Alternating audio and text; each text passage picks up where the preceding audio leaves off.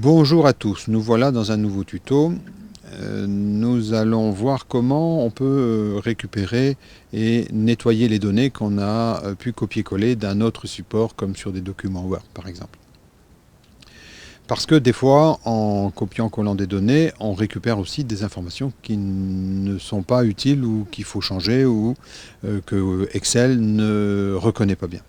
Je vais prendre deux exemples. Le premier ici sur un tableau où j'ai sélectionné donc tout un listing d'articles.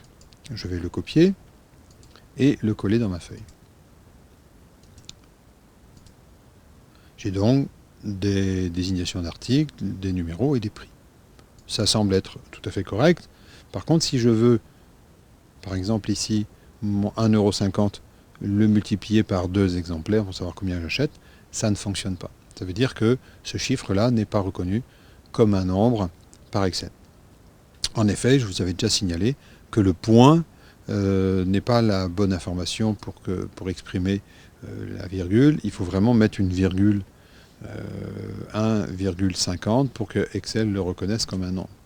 En réalité, on peut aussi changer dans les paramètres généraux point virgule, mais là, de cette façon-là, il faudrait donc changer tous les points pour mettre à chaque fois toutes les virgules. Ça me semble être un petit peu long de faire à la main.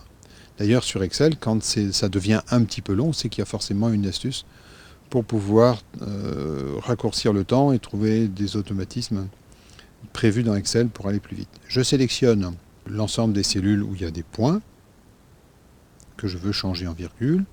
J'aurais pu également sélectionner toute la colonne puisque ça ne posait pas de problème sur l'intitulé. Je vais aller chercher dans Rechercher et sélectionner ici l'onglet. Rechercher, on peut le faire, mais ici c'est Rechercher, Remplacer. Voilà la petite fenêtre qui me suis affichée, qui s'affiche. Rechercher est ici, Remplacer là. Je vais rechercher quoi? Je vais rechercher des points, et tous les points, je vais demander à le remplacer par des virgules. Et je fais remplacer tout. Ça permet de récupérer des nombres, puisque maintenant il les reconnaît bien. Si je fais des tests, vous voyez, le calcul peut bien se faire. On va prendre un deuxième exemple d'un autre document. Ici, voilà, ici c'est une liste de noms avec des salaires en dollars. Je vais également les copier et les coller. Voilà ceci. Et j'aimerais bien pouvoir faire des calculs sur les salaires. De la même façon, si je veux faire un calcul sur cette case, multiplié par 2 par exemple, comme tout à l'heure, on voit bien que ce n'est pas un nombre, c'est encore du texte. On se dit, ben forcément, le dollar, tout ça peut très bien être du texte et pas reconnu par Excel. Alors on va essayer de les enlever de la même façon.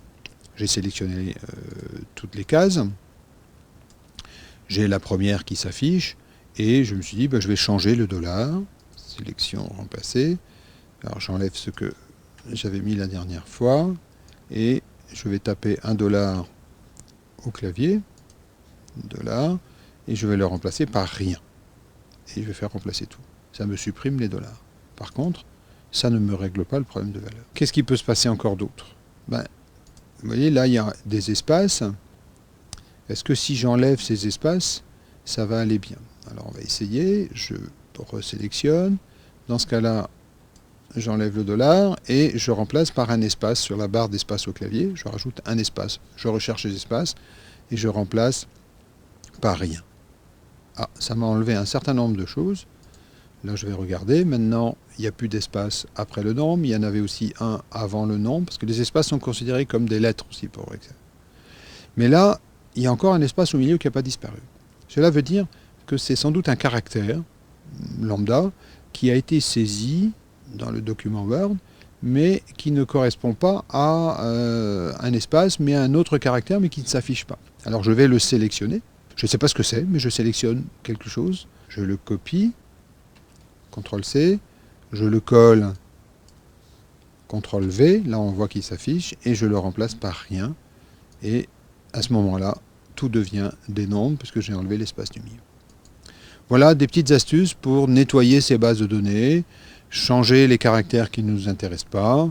Il y a après d'autres manipulations sur les textes où on peut extraire des informations particulières qu'on verra dans un prochain tuto. Merci beaucoup et à la prochaine fois.